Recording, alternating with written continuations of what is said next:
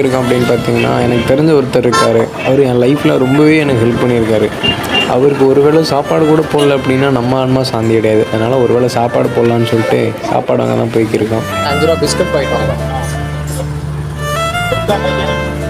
Marigold தான்.